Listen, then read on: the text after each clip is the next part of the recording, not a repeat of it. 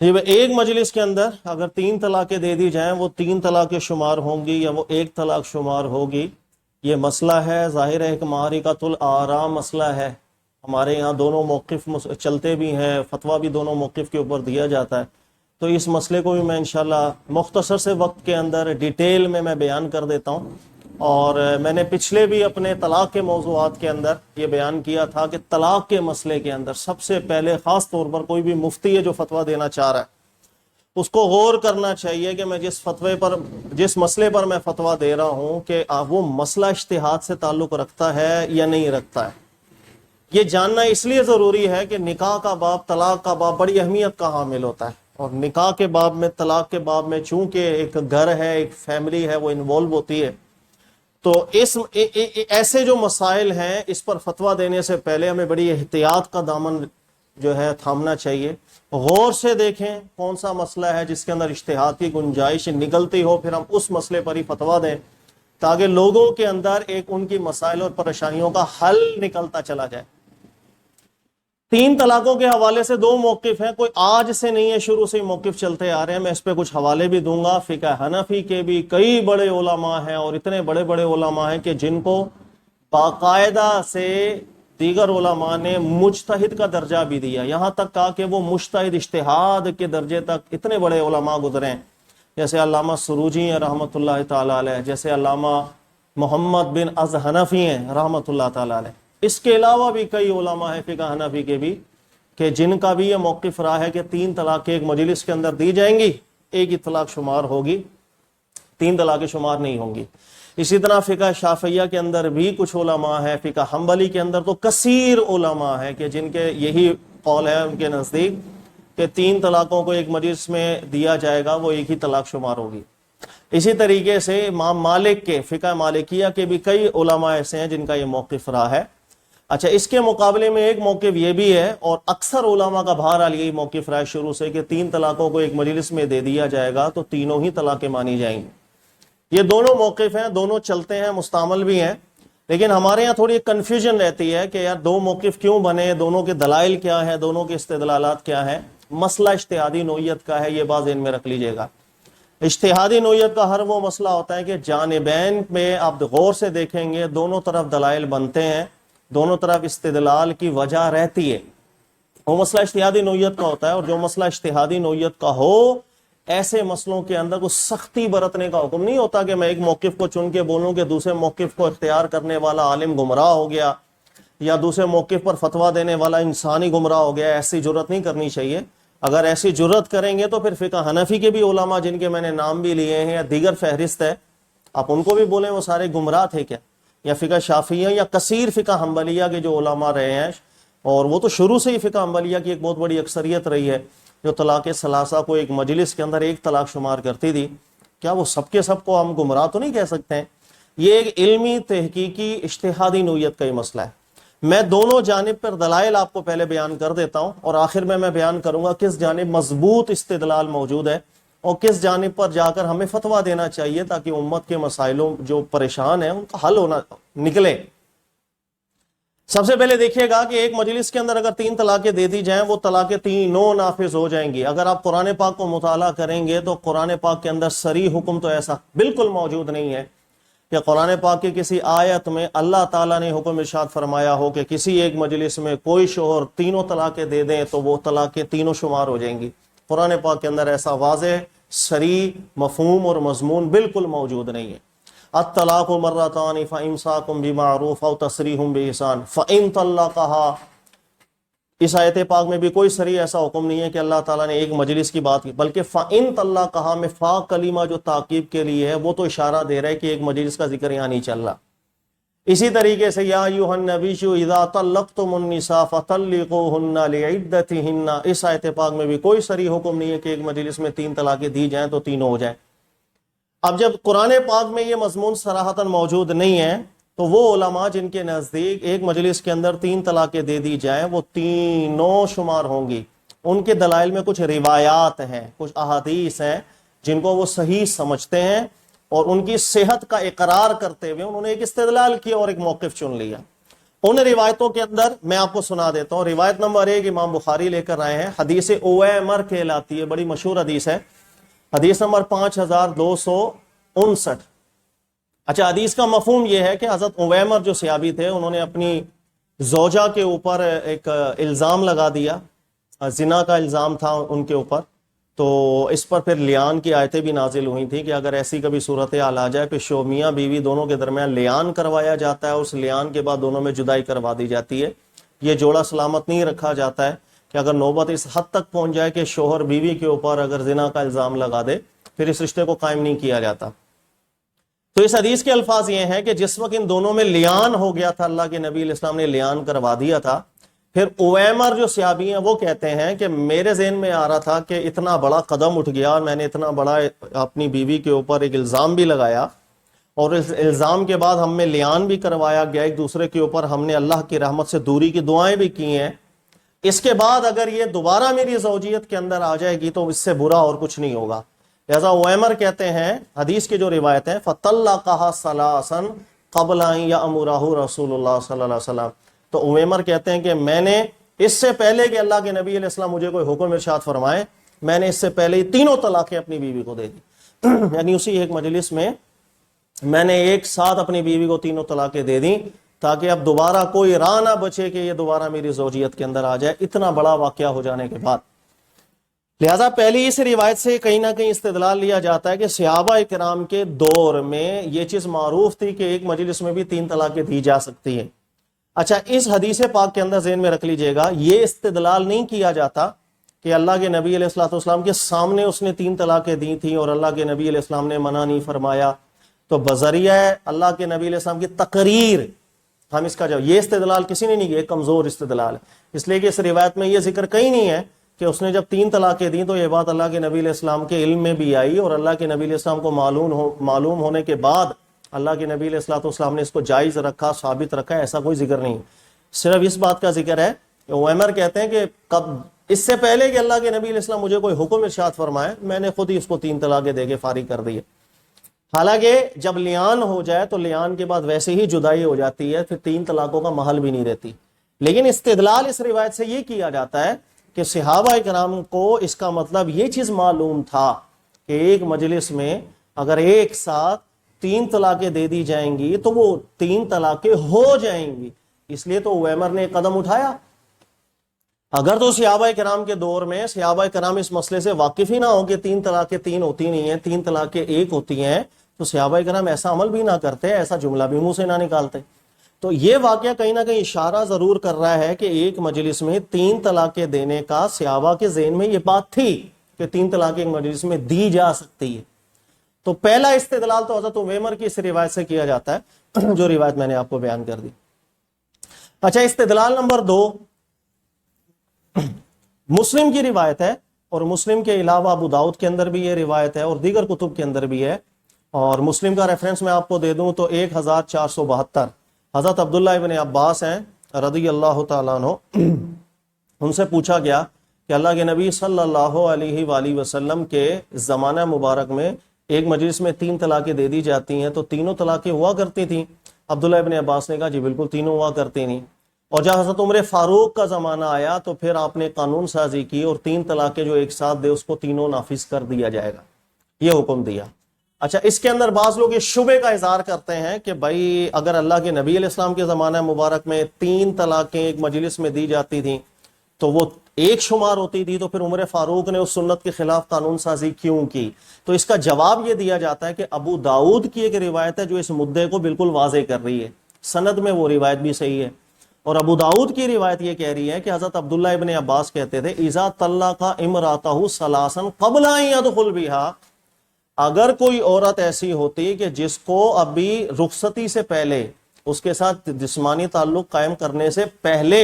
اگر کوئی شخص 3 طلاقیں دے دیتا, جعلوها واحدہ علی عہد رسول اللہ, تو یہ وہ طلاق تھی جسے اللہ کے نبی علیہ السلام کے زمانہ مبارک میں 1 شمار کیا جاتا تھا, ابو بکر کے زمانے میں بھی 1 شمار کیا جاتا تھا, اور جب عمر فاروق کا دور آیا تو پھر اس کو بھی 3 شمار کیا گیا.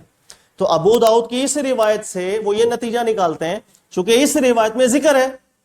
کہ عبداللہ ابن عباس کہہ رہے ہیں کہ عمر فاروق کے زمانے میں جو قانون بنا تھا یہ اس عورت کے لیے تھا کہ جس سے ابھی رخصتی نہیں ہوئی ہے اور تینوں طلاقیں دے دی گئیں. پھر وہ کہہ رہے ہیں عبداللہ ابن عباس کی اس روایت میں لفظ یہ ہے کہ اللہ کے نبی صلی اللہ علیہ وسلم کے مبارک زمانہ میں جس عورت سے ابھی رخصتی نہیں ہوئی ہے اگر اس کو 3 طلاقیں دے دی جاتی تھیں یہ چیز اللہ کے نبی علیہ السلام کے مبارک زمانہ میں ایک شمار ہوتی تھی. جس کا دوسرا مفہوم واضح طور پر یہ ہے کہ جس عورت کی رخصتی ہو گئی اور اس سے دخول بھی ہو گیا جسمانی تعلق قائم ہو جائے گا ایسا شوہر اگر 3 طلاقیں دے گا وہ تینوں شمار ہوتی تھی اللہ کے نبی علیہ السلام کے مبارک زمانہ میں. لہٰذا یہ وہ روایت ہے حضرت عبداللہ ابن عباس کی جس کے الفاظ اس جانب اشارہ کر رہے ہیں کہ اللہ کے نبی صلی اللہ علیہ وسلم کے مبارک زمانہ میں 3 طلاقیں رخصتی کے بعد اگر شوہر دے گا وہ تینوں ہی مانی جاتی تھی.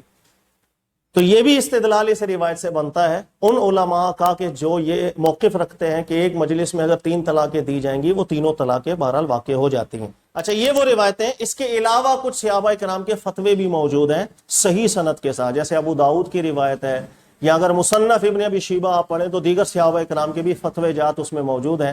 جیسے حضرت عبداللہ ابن عباس سے متعلق ہے صحیح روایت ہے یہ بھی کہ آپ کے پاس ایک کیس آیا ایک شخص نے تینوں طلاقیں دے دی تھیں اور وہ آپ سے فتویٰ پوچھے تو عبداللہ ابن عباس نے یہ فتویٰ دیا کہ آپ نے وہ کام کیا کہ جس کام کو کرنے کے بعد اللہ کا خوف نہیں رکھا غلط کام کر دیا اور میرے پاس اس لیے آئے ہو کہ میں تمہیں رعایتیں دیتا پھروں تینوں طلاقیں تمہاری نافذ ہو گئی یا چلے جاؤ. تو کہنے کا مقصد یہ وہ روایتیں جو میں نے بیان کی اویمر اجلانی والی روایت جس سے ایک اشارہ سمجھا جاتا ہے پھر حضرت عبداللہ ابن عباس کی روایت جو الفاظ ابو داؤد کے ہیں جس میں ذکر یہ ہے کہ غیر مدخول بہا عورت یعنی جس سے ابھی رخصتی نہیں ہوئی ہے اس کو اگر تینوں طلاقیں دی جاتی تھیں تو اللہ کے نبی علیہ السلام کے مبارک زمانہ میں وہ 1 طلاق شمار کی جاتی تھی. جس کا واضح مفہوم ہے کہ اگر وہ عورت جس سے رخصتی ہو گئی اس کو آپ گھر میں لے کر آ گئے اور اس سے تعلقات قائم ہو گئے ہیں اس کو اگر 3 طلاقیں دی جائیں گی تو اللہ کے نبی علیہ السلام کے بھی مبارک زمانہ میں تینوں طلاقیں مانی جاتی تھیں. اور اس کے علاوہ صحابہ کرام کے کچھ فتوے ہمارے پاس ہیں حضرت ابو ہریرہ سے بھی آیا حضرت عبداللہ ابن عباس سے بھی آیا کہ وہ تینوں طلاقوں کو تینوں شمار کر رہے تھے. یہ وہ روایتیں جن سے استدلال کر کے ان علماء کا موقف بنتا ہے کہ ایک مجلس میں 3 طلاقیں دی جائیں گی تو وہ تینوں ہی شمار ہوں. اچھا اس کے مقابلے میں ایک طبقہ علماء کا ان کا استدلال بھی میں آپ کو بیان کر دیتا ہوں اور ان کا استدلال یہ ہے کہ ایک مجلس میں 3 طلاق دی جائے گی تو تینوں طلاقیں نافذ نہیں ہوں گی وہ ایک ہی طلاق ہوگی جو مرضی کر لیں. یعنی شوہر چاہے 1 طلاق 2 طلاقیں دے 100 طلاقیں دے 1000 طلاقیں دے جو مرضی کر لے طلاق ایک ہی نافذ ہوگی. ان کا استدلال کیا ہے؟ ان کا استدلال یہ ہے کہ روایتیں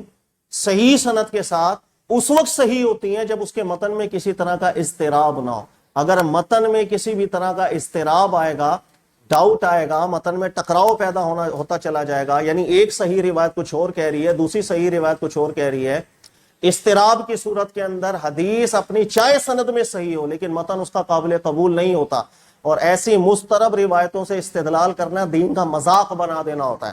لہذا ان علماء کا موقف یہ جتنی روایتیں ہیں حضرت عبداللہ ابن عباس سے بھی آئی ہیں یا دیگر صحابہ سے ان میں کوئی روایت ایسی نہیں ہے جس کا متن مضطرب نہ ہو جس کے متن میں کلیش نہ ہو اضطراب نہ ہو تعارض نہ ہو نہ قابل استدلال ہے ان میں سے ہر ایک روایت.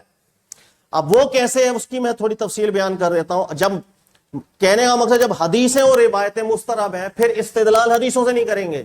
پھر روایتوں سے استدلال نہیں کیا جائے گا پھر فیصلہ قرآن پاک سے کروایا جائے گا. بہرحال یہ وہ اصول ہے جو اصول امام ابو حنیفہ کا تھا اور امام ابو حنیفہ پوری زندگی خاص طور پر اسی اصول سے استدلال کرتے تھے. اچھا اب وہ حدیثوں میں تعارض کیسے اس کی میں وضاحت کر دیتا ہوں. بھائی مثلا دیکھیے گا حضرت عبداللہ ابن عباس کی روایت ہے ابو داؤد کی جس کے اندر ذکر ہے کہ اللہ کے نبی صلی اللہ علیہ وسلم کے زمانہ مبارک میں ایسا واقعہ ہو کہ اگر ایک عورت سے نکاح ہوا اور ابھی رخصتی نہیں ہوئی تھی اب اس کو اگر تینوں طلاقیں دے دی جائیں گی یہ ہے وہ طلاق جو اللہ کے نبی علیہ السلام کے زمانے میں 3 ایک شمار ہوتی تھی. جس کا مطلب ہے کہ اگر دخول ہونے کے بعد رخصتی کے بعد اگر عورت کو 3 طلاقیں دی جاتی تھیں تو اللہ کے نبی صلی اللہ علیہ وسلم کے مبارک زمانہ میں وہ بھی تینوں شمار ہوتی تھی. اس روایت کا یہ مفہوم ہے. یہ جو روایت ہے عبداللہ ابن عباس کی اس کا متن اتنا مضطرب ہے کہ آپ اس کو حل نہیں کر سکتے. وجہ نمبر 1 اس روایت میں لفظ یہ ہے کہ حضرت عبداللہ ابن عباس کہہ رہے ہیں دخول سے پہلے رخصتی سے پہلے اللہ کے نبی علیہ السلام کے زمانے میں دی گئی طلاقیں ایک شمار ہوتی تھی. لیکن موطا امام مالک کی صحیح روایت دیکھے گا موطا امام مالک کی صحیح روایت ریفرنس دے دیے گا 1657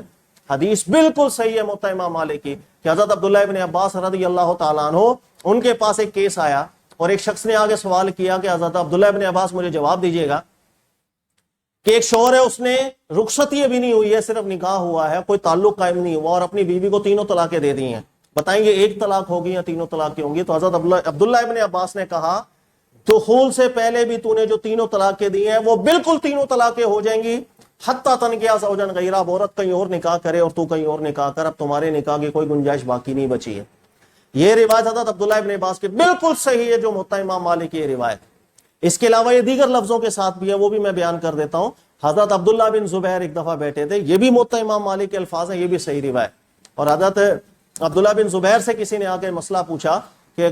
دخول سے پہلے بیوی کو تینوں طلاقیں دے دیں، کیا حکم شرعی ہے؟ تو عبداللہ بن زبیر نے کہا مجھے انف نالج نہیں ہے، آپ عبداللہ ابن عباس کے پاس چلے جاؤ، ابو ہریرہ کے پاس چلے جاؤ، یہ دونوں فلاں جگہ موجود ہیں، ان سے فتویٰ لے لیں۔ وہ شخص حضرت ابو ہریرہ اور عبداللہ ابن عباس کے پاس چلے گئے، تو ابو ہریرہ نے سب سے پہلے فتویٰ دیا کہ تیری ابھی رخصتی ہوئی ہے یا نہیں ہوئی، تو نے تینوں طلاقیں دی ہیں، یہ تینوں نافذ ہوں گی۔ پھر حضرت عبداللہ ابن عباس سے پوچھا گیا تو حضرت عبداللہ ابن عباس نے بھی جواب دیا وہی جو حضرت ابو ہریرہ نے دیا۔ کہنے کا مقصد یہ ہے حضرت ابو عبداللہ ابن عباس اور ابو ہریرہ وہ عورت کہ جو رخصتی سے پہلے اس کو تین طلاقیں دے دی جائیں، اس کو بھی تین شمار کر رہے ہیں اور فرما رہے ہیں اس سے اب کوئی گنجائش نہیں، تو یہ کیسے ہو سکتا ہے کہ عبداللہ ابن عباس یہ بات کر رہے ہوں کہ اللہ کے نبی کے زمانے میں غیر مدخول بیہا عورت کو تین طلاقیں دی جاتی تھی تو وہ ایک ہوتی تھی؟ یہ ممکن ہی نہیں ہے کہ صحابہ کرام اللہ کے نبی کی سنت بیان کر رہے ہوں اور عمل اور فتویٰ صراحتاً اس کے خلاف جا رہے ہوں۔ اللہ کے نبی نے کسی چیز کو حلال رکھا اور وہ کھڑے ہو کر حرام قرار دینا شروع کر دیں، اس کی بالکل گنجائش۔ نمبر 2، اضطراب کی صورت یہ ہے کہ ابو داؤد کی روایت کے الفاظ یہ ہیں کہ حضرت عبداللہ ابن عباس کہہ رہے ہیں کہ دخول سے پہلے جس عورت کو تین طلاقیں دی جاتی اللہ کے نبی کے زمانے میں صلی اللہ علیہ وسلم وہ ایک شمار ہوتی تھی، لیکن یہی روایت حضرت عبداللہ ابن مبارک مسند عبداللہ ابن مبارک کے اندر جو روایت آئی ہے اس کے الفاظ الگ ہیں، وہ بھی صحیح روایت ہے۔ عبداللہ بن مبارک راوی ہیں اس کے، اور عبداللہ بن مبارک کہتے ہیں حضرت عبداللہ ابن عباس کہا کرتے تھے کہ دخول سے پہلے یا دخول کے بعد کوئی بھی کیس ایسا ہوتا کہ جس کو اللہ کے نبی علیہ الصلوۃ جس نے تین طلاقیں دی ہوتی، اللہ کے نبی صلی اللہ علیہ وسلم کے زمانہ مبارک کے اندر وہ ایک شمار ہوتی تھی۔ اس روایت کے الفاظ یہ ہیں، مسند عبداللہ بن مبارک کے الفاظ یہ ہیں کہ وہ دخول سے پہلے ہو یا دخول کے بعد ہو، یعنی رخصتی سے پہلے ہو یا رخصتی کے بعد ہو، تینوں طلاقیں اللہ کے نبی علیہ السلام کے زمانہ مبارک میں ایک شمار ہوتی تھی دونوں صورتوں میں۔ تو کہنے کا مقصد حضرت عبداللہ ابن عباس کی روایت سے اگر آپ یہ استدلال کرو کہ یہ رخصتی سے پہلے کی بات ہے، حدیث کے متن میں اضطراب ہے کہ ایک روایت کہہ رہی ہے کوئی دخول کے لفظ نہیں ہے، اس کے اندر دونوں صورتیں بیان کی ہیں کہ قبل ان یدخل بہا ہو یا بعد ان یدخل بہا ہو، دونوں صورتوں کے اندر اللہ کے نبی صلی اللہ علیہ وسلم کے زمانہ مبارک میں یہی فیصلہ ہوتا تھا۔ اس کے علاوہ موطا امام مالک کی روایت یہ ہے، چلو اگر دخول سے پہلے کا یہ مسئلہ تھا کہ اللہ کے نبی صلی اللہ علیہ وسلم کے مبارک مقدس زمانہ میں وہ ایک شمار ہوتی تھی،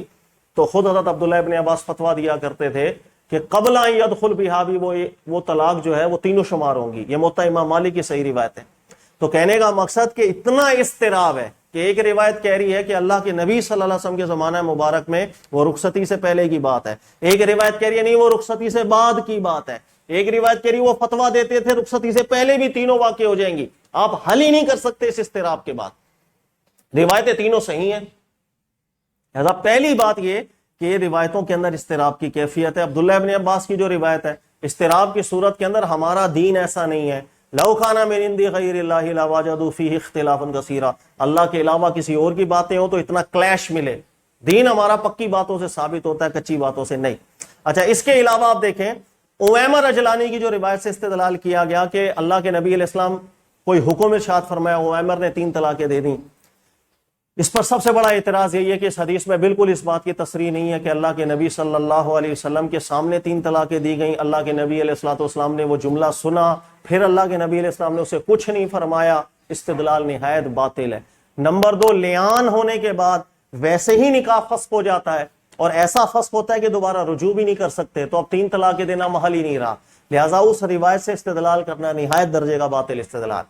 اور تیسری دلیل یہ کہ بعض روایتیں ایسی ہیں جیسے رکانہ والی روایت ہے۔ اچھا، رکانہ والی روایت کے بارے میں بیان کر دوں کہ اس کے اندر ایک راوی ہے داؤد نام کا، اس راوی سے متعلق محدثین کو پڑھیں گے تو اعتراض رہا ہے کئی محدثین ہیں جو اس راوی کو بالکل قبول نہیں کرتے تھے، لیکن کئی محدثین ہیں جن کے نزدیک یہ راوی بالکل اعلیٰ درجے کا ثقہ راوی ہے۔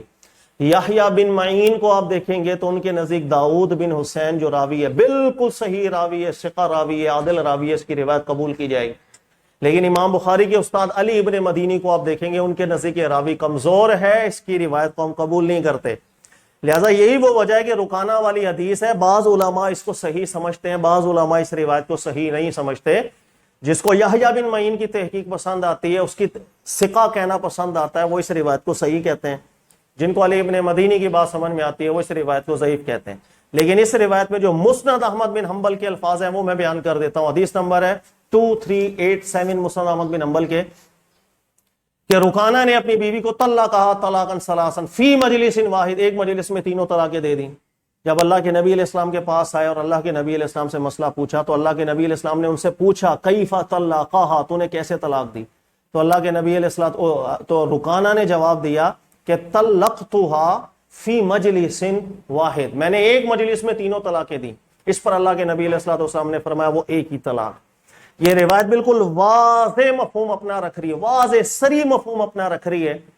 کہ ایک مجلس کے اندر تین طلاقوں کو اللہ کے نبی علیہ السلام نے ایک نافذ کیا۔ لیکن مسئلہ یہ ہے کہ اس روایت سے استدلال بھی کمزور ہے،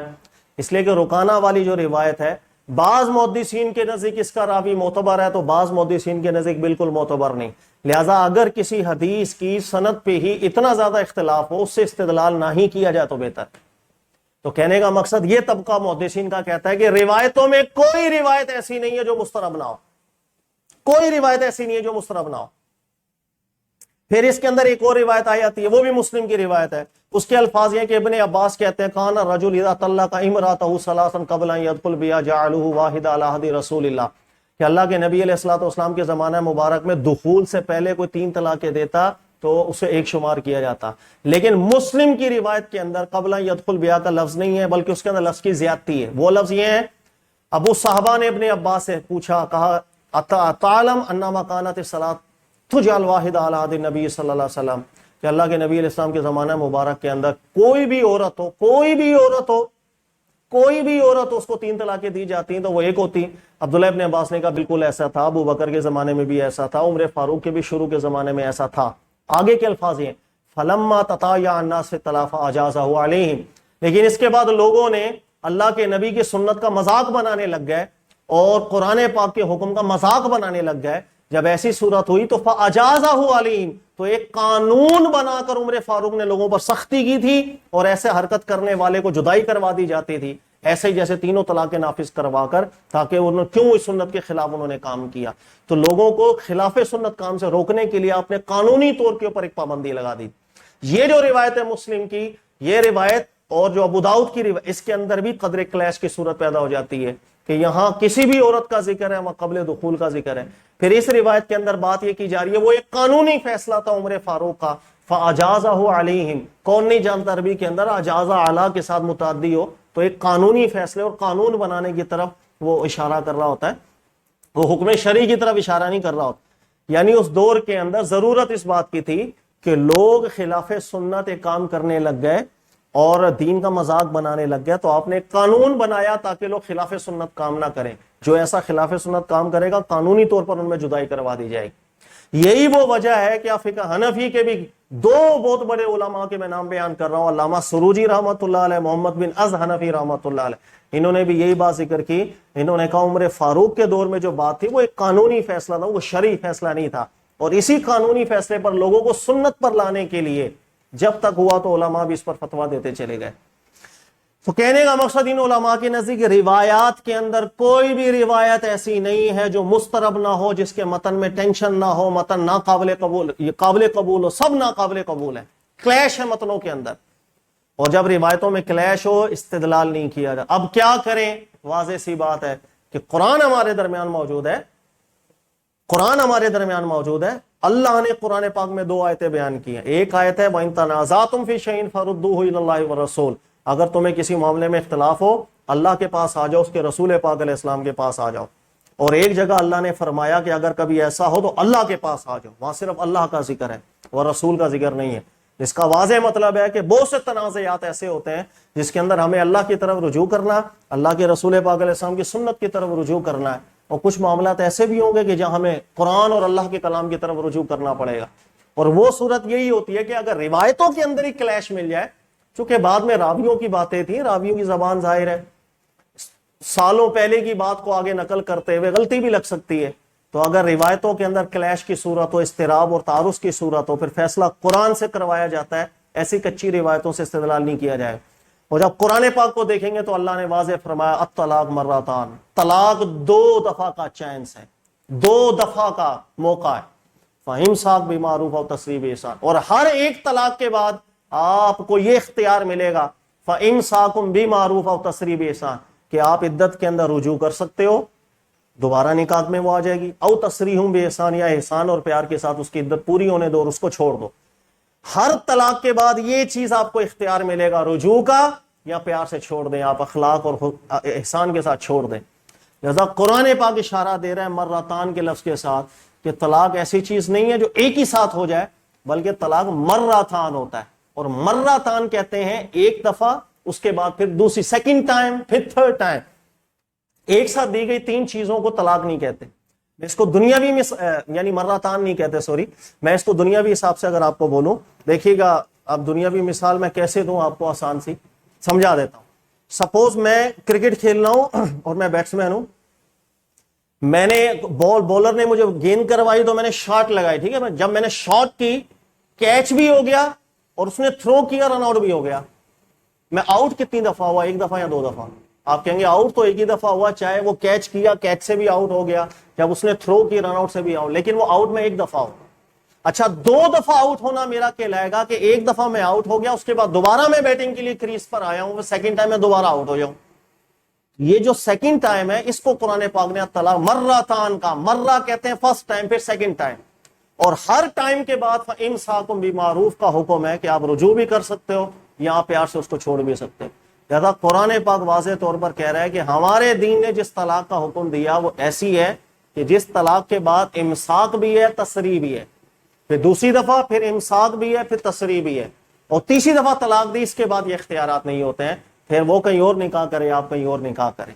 لہذا جب قرآن سے فیصلہ کروایا جائے گا تو قرآن پاک میں مرتان کا لفظ واضح طور پر اشارہ بھی ہے، صراحت بھی ہے کہ دین کے اندر جس طلاق کا ذکر اللہ نے بیان کیا وہ ایسی نہیں ہے کہ جو ایک ہی ساتھ میں 3 دفعہ دی جائے، وہ مرتان کی صورت کے اندر ہوگی۔ لہذا ان علماء کا موقف یہ ہے کہ روایات میں چونکہ تعارض موجود ہے، اضطراب موجود ہے، لہذا قرآن سے فیصلہ کیا جائے گا تو قرآن ایک مجلس میں ایک ساتھ دی گئی طلاقوں کا کوئی بیان نہیں کرتا، بلکہ قرآن پاک واضح طور پر مرتان کا لفظ بیان کر کے ہمیں سمجھا رہا ہے کہ دین میں طلاق کی مشروعیت وہ مرتان کے ساتھ ہے، یکمشت نہیں ہے۔ لہذا ان علماء کے نزدیک فیصلہ کن بات یہی ہے کہ ایک مجلس میں طلاقیں دی، وہ ایک ہی طلاق ہے، جو مرضی کر۔